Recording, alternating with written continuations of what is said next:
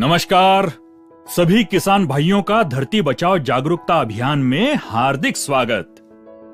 खेती में एक जगह पर खड़े होकर जितनी भी जमीन हमारे नजरों के सामने होती है, वो सारी जमीन में अगर हम एक जैसी बीज, खाद और एक ही जगह का पानी दें और एक जैसी मेहनत करने के बावजूद भी पूरी जमीन में एक जैसी फसल खड़ी नहीं होती है। कारण जमीन सभी जगह की अलग अलग है। मतलब अगर सभी चीजें जैसे खाद, बीज, पानी या मेहनत एक जैसी होने से भी जमीन अगर अलग अलग है तो आपकी फसल अलग है। यहाँ पे ये बात पक्की है कि जमीन का फसल के होने में सबसे ज्यादा महत्वपूर्ण योगदान है। जमीन हल्की तो फसल भी हल्की है, जमीन अच्छी तो फसल भी अच्छी है। अगर हम जमीन को अच्छी तरह से जान लेते हैं तो उसकी उपजाऊ शक्ति को बढ़ाने के लिए हम काम कर सकते हैं। जमीन को और करीब से जानने के लिए हमारे विशेषज्ञों ने इनको 3 भागों में विभाजित किया है। पहला भाग, जमीन के भौतिक गुण। जमीन दिखने में कैसी है? लाल है, काली है या सफेद? और जमीन की पानी पकड़ने की और पानी छोड़ने की क्षमता क्या है? ये जमीन के भौतिक गुण है। इसको हम बदल नहीं सकते, लेकिन इस भौतिक गुण के आधार पर हम फसल कौन सी लगानी है, ये तय करते हैं। जमीन के रासायनिक गुण। भौतिक गुण के आधार पर हमने तय किया, समझो धान की फसल लगानी है। अब समझो धान की फसल को 50 किलो नाइट्रोजन की जरूरत है। जमीन में हमने देखा कि 25 किलो नाइट्रोजन उपलब्ध है, तो किसान क्या करेगा? 25 किलो नाइट्रोजन खरीद के जमीन में डालेगा। इसका मतलब ये जो भी तत्व हैं, जैसे nitrogen, potassium, phosphorus, copper, zinc, boron, calcium इत्यादि, ये सारे तत्व जमीन के रासायनिक गुण में आते हैं और इसके ऊपर आज तक किसान काम करता आ रहा है। इन तत्वों के ऊपर काम करने के लिए किसान के पास 2 रास्ते हैं। एक तो किसान रासायनिक खाद या कोई बाजार में उपलब्ध उत्पाद के माध्यम से उसे पूरा करता है, या तो किसान गोबर की खाद या कंपोस्ट की खाद के माध्यम से पूरा करता है। गोबर की खाद या कंपोस्ट की खाद में क्या है? तो इसमें संपूर्ण तत्वों का भंडार है जो इन खादों के माध्यम से फसल को मिलता है। इसका मतलब आज तक किसान इसी भाग के ऊपर काम करता आ रहा है। जो दूसरा भाग जमीन के रासायनिक गुण, जमीन में उपलब्ध तत्व और फसल के जरूरत के अनुसार तत्वों को कम ज्यादा करना। अभी हम देखेंगे कि ये 2 भाग भौतिक गुण और रासायनिक गुण के अलावा ये तीसरा भाग क्या है और हमारे लिए जरूरी है क्या, तो ही हम इसके ऊपर काम करेंगे अथवा नहीं करेंगे। तो तीसरा भाग है जिसको हम बोलते हैं जैविक गुण। जमीन के जैविक गुण में जितने भी जीव जीवाणु हैं, वो इस भाग में आते हैं। अभी ये हमारे लिए जरूरी है क्या? इसको जानने के लिए हमें क्या करना है? हम अपने खेत की थोड़ी सी मिट्टी लेंगे और उसी के 2 भाग करेंगे। एक भाग को हम 160 डिग्री सेल्सियस से 500 डिग्री सेल्सियस में गर्म करेंगे। ये कहां पे करेंगे? तो लोहार के भट्टी में जाकर करेंगे। फिर इसको ठंडा करेंगे।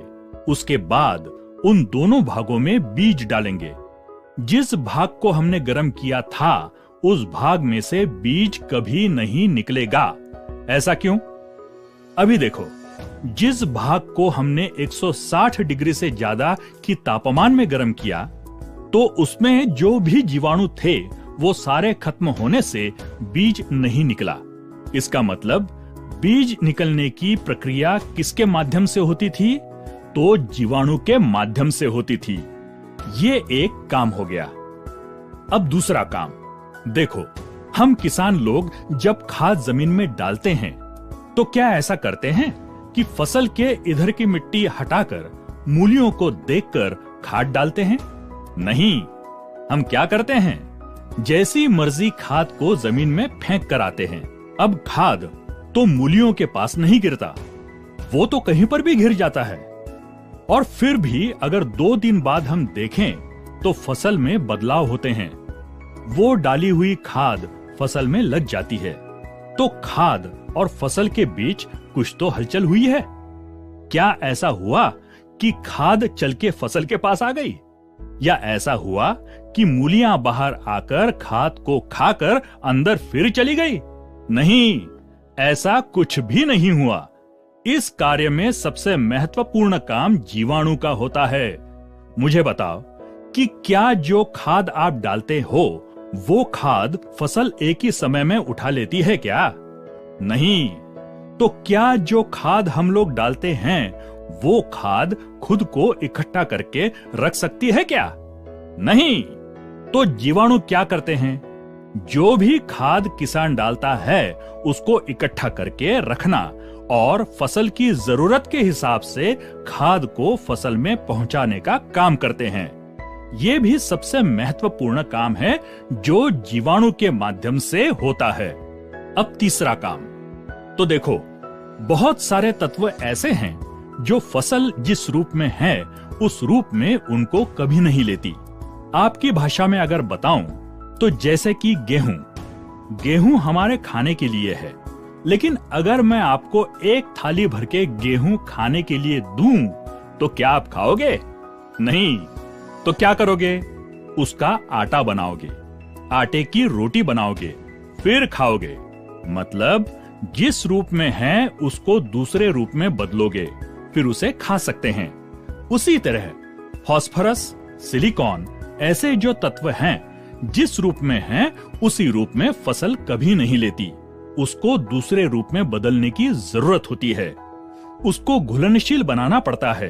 ये काम जीवाणुओं के माध्यम से ही होता है। अगर आपने फास्फोरस जमीन में डाला और अगर वहां पे जीवाणु नहीं है तो वो फास्फोरस जमीन में वैसा ही पड़ा रहेगा। वो फसल में कभी इस्तेमाल ही नहीं होगा। और आप सोचोगे कि मैंने तो फसल में डाला लेकिन फिर फास्फोरस की कमी क्यों आई? फिर आप क्या करोगे? फिर आप फास्फोरस को लाके डालोगे और ऐसा करने से आपके खाद के खर्चे बढ़ते हैं। मतलब ये सारे तत्वों को दूसरे रूप में बदल के फसल में पहुंचाने का सबसे महत्वपूर्ण काम जीवाणुओं के माध्यम से होता है। अभी आपको कार्बन और नाइट्रोजन के संबंध के बारे में पता है क्या? अगर नहीं है तो मैं आपको बताता हूं। देखो, फसल को सबसे ज्यादा कौन सा तत्व चाहिए? तो नाइट्रोजन। लेकिन जमीन के अंदर जितने प्रमाण में कार्बन की उपलब्धता है उतने ही प्रमाण में नाइट्रोजन फसल के लिए उपलब्ध होता है। इसका मतलब जमीन में कार्बन का प्रमाण कम से कम 1% से 1.5% होना जरूरी है। ऐसे ही फसल और मिट्टी परीक्षण के अनुसार भी हम इसकी मात्रा तय कर सकते हैं। अभी किसान क्या करता है? नाइट्रोजन जमीन में डालने के बाद भी अगर नाइट्रोजन की कमी दिखने से फिर से नाइट्रोजन जमीन में लाके डालता है, जबकि कार्बन की कमी होने से नाइट्रोजन की कमी हुई होती है। अब अगर जमीन में कोई तत्व जैसे कि nitrogen, phosphorus, potash, copper, zinc, sulphur इत्यादि कोई भी तत्व की कमी होने से हम बाजार से खरीद कर डाल सकते हैं। लेकिन अगर कार्बन की कमी हो गई तो कार्बन बाजार में खरीद के मिलता है क्या? नहीं। कार्बन को जमीन में उपलब्ध कराने का केवल एक ही रास्ता है, गोबर खाद या कंपोस्ट खाद। अभी गोबर खाद या कंपोस्ट खाद क्या है? तो वो बड़े स्तर पर तत्वों का विघटन है। गोबर पर प्रक्रिया होके वो खाद में परिवर्तित होता है और जो खेत का कचरा पत्तों का बड़े स्तर पर विघटन से कंपोस्ट तैयार होता है।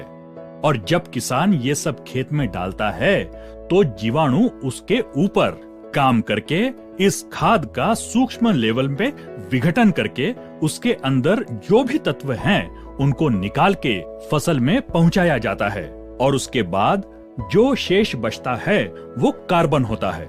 इसका मतलब कि कार्बन को जमीन में उपलब्ध करवाने का सबसे महत्वपूर्ण काम भी जीवाणु के माध्यम से होता है। अभी पौधे को बढ़ने के लिए हार्मोन्स की जरूरत होती है। पौधे को फूल में आना है, फूल को फल में बदलना है, इसके लिए भी हार्मोन्स की जरूरत है। ये हार्मोन्स बनाने का काम भी जीवाणु के माध्यम से होता है। अभी पौधे को बीमारी से बचाना है, उसके लिए जो उसके शरीर में दवाइयां तैयार करनी होती हैं। देखो, कभी कभी हमारे शरीर में अगर घाव हो गया तो बिना दवाइयों के भी ठीक हो जाता है। कभी कभी कोई तंदुरुस्त आदमी अगर बीमार हो गया तो बिना दवाइयों के भी बुखार ठीक हो जाता है, कारण हमारा शरीर अंदर से उसके लिए दवाइयां बनाता है।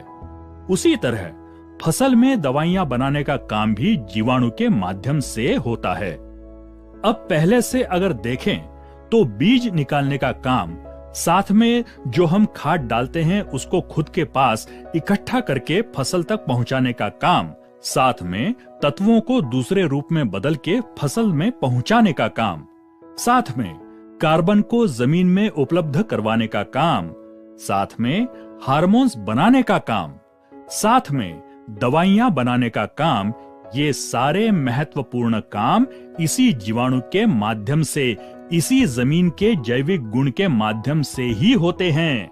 तो अब मुझे बताओ कि आज तक किसान ने इस जैविक भाग के ऊपर कितना काम किया है।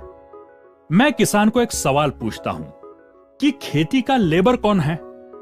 तो किसान बोलता है कि मैं ही खेती का लेबर हूं, मैं ही दिन रात खेती में मजदूरी करता हूं। तो अगर किसान लेबर है तो मैं किसान के हाथ में एक बीज देता हूं, क्या किसान उसको अंकुरित कर सकता है? नहीं। किसान के जेब में 100 बोरी खाद की लाके खेत में डालने की क्षमता हो, क्या वो एक भी दाना खाद का उठा के फसल में घुसा सकता है क्या? नहीं। तो क्या किसान खेती का लेबर है? नहीं, किसान सिर्फ सप्लायर है। खेत की क्या जरूरत है, किसान सिर्फ उसको सप्लाई करता है। असली लेबर तो जीवाणु है, जो खेत में जमीन में काम करके किसान को फसल और पैदावार देते हैं। मतलब किसान का खेत उसकी फैक्ट्री है और फैक्ट्री के लेबर हैं जीवाणु।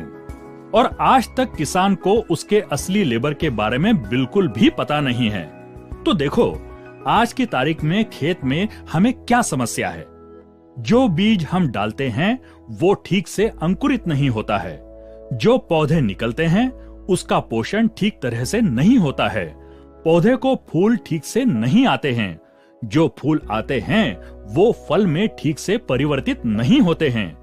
फसल में बीमारियां भी बढ़ रही हैं।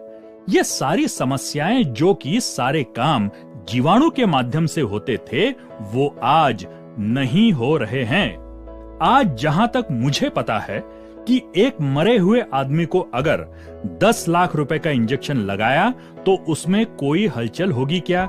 नहीं। तो 50 लाख का लगाओ, 1 करोड़ का, 10 करोड़ का इंजेक्शन लगाओ।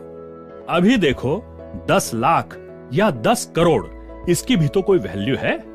फिर भी कुछ भी हमें रिस्पांस नहीं मिलता। इसका मतलब यह है कि अगर हमको रिस्पांस चाहिए तो जान का होना जरूरी है। जितनी जान बढ़ेगी उतना ही रिस्पांस बढ़ेगा। तो आज हम लोग जमीन को या खेती को लेकर सिर्फ इंजेक्शन के ऊपर काम कर रहे हैं, रासायनिक भाग को लेकर काम कर रहे हैं। जान को लेकर, जमीन की जान बढ़ाने को लेके कभी काम ही नहीं किया। समझो, एक फैक्ट्री है और उस फैक्ट्री में 100 लेबर काम करते हैं। 100 लेबर कुल मिला के 10 टन का प्रोडक्शन निकालते हैं। अभी उस फैक्ट्री के मालिक ने उन लेबर की तरफ कभी ध्यान ही नहीं दिया, उनके रहने की व्यवस्था नहीं की, उनके खाने पीने पर ध्यान नहीं रखा, उनके स्वास्थ्य की देखभाल नहीं की और सिर्फ प्रोडक्शन पर ही ध्यान दिया। तो क्या वो लेबर वहां पर बरकरार रह सकता है क्या? नहीं। उनकी संख्या दिन प्रतिदिन घटती जाएगी। 100 लेबर से उनकी संख्या घटकर 30 पर आ गई और मालिक को 10 टन का प्रोडक्शन चाहिए। तो मालिक क्या करेगा? ज्यादा मात्रा में कच्चा माल फैक्ट्री में लाके डालेगा। अभी आप मुझे बताओ, 100 लेबर से होने वाला 10 टन प्रोडक्शन 30 लेबर से होगा क्या? नहीं, मालिक ने कच्चा माल बढ़ाया। सच तो ये है कि उसे लेबर की संख्या बढ़ानी चाहिए, साथ साथ उनकी देखभाल करनी होगी।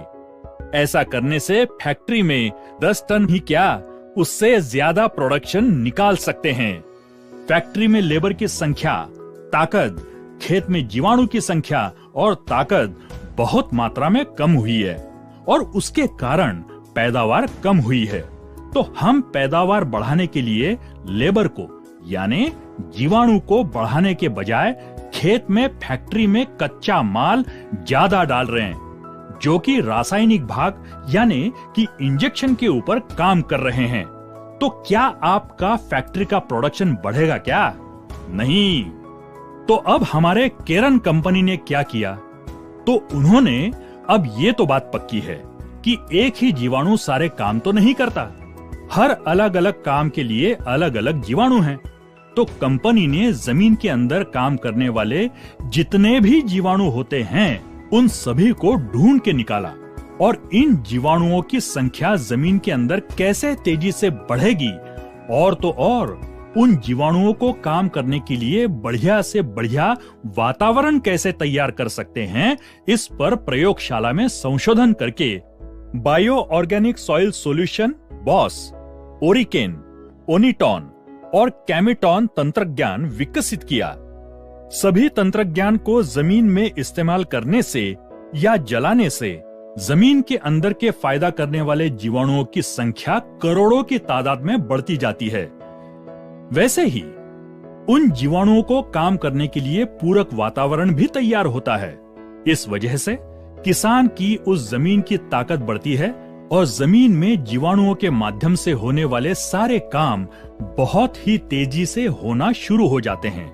किसान जितना भी कच्चा माल रसायन खेती में डाल रहा है, मेहनत कर रहा है, उसका भरपूर रिटर्न्स किसान को उसके खेती से दिलवाना शुरू कर देता है।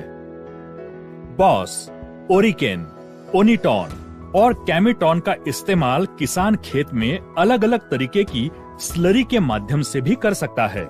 अगर किसान ऐसे करता है तो उसकी जमीन बहुत ही तेजी से रिस्पांस देने लगेगी और मेरे अनुभव अनुसार वह फसल किसान के उस एरिया की सबसे नंबर 1 फसल रहेगी और उसके जमीन की पैदावार क्षमता भी बढ़ेगी। मैं किसान को एक बात हमेशा बोलता हूँ कि देखो, आपकी आधी से ज्यादा जिंदगी कौन सी खाद अच्छी है, कौन सा बीज अच्छा है, उसको ढूंढने में गई और आज भी आप उसे ढूंढ रहे हो। 3 महीने अगर आप हम जैसे बोलते हैं वैसा अगर करोगे तो मेरा दावा है कि आपको उसके बाद कोई भी चीज ढूंढनी नहीं पड़ेगी। हम आपको पूरे खेत में डालने को नहीं बोल रहे हैं। तो जितना आप डाल सकते हैं उतने थोड़े एरिया में यानी कि खेत में डाल के देखो। अगर आपके जमीन में फायदा हुआ, बदलाव हुआ, तो आपको किसी के विश्वास की जरूरत नहीं। उसको लेके आपके पूरे खेती को, पूरे जीवन को कैसे बढ़िया बनाना है वो आप तय कर सकते हैं। क्योंकि पूरी दुनिया में क्या हो रहा है उससे ज्यादा आपके खेत में क्या हो रहा है वो ज्यादा जरूरी है। हमारे जो भी सहयोगी आपके पास आ रहे हैं उनसे आप फसल के अनुसार उसमें हमारी ये टेक्नोलॉजी किस तरह से इस्तेमाल करनी है उसकी पूरी जानकारी आप ले सकते हैं। हमारे इस कार्यक्रम को आपने ध्यान से सुना, आपका कीमती समय इसके लिए खर्च किया। इसके लिए सभी किसान भाइयों को मिशन धरती बचाओ जागरूकता अभियान और केरन की तरफ से बहुत बहुत धन्यवाद।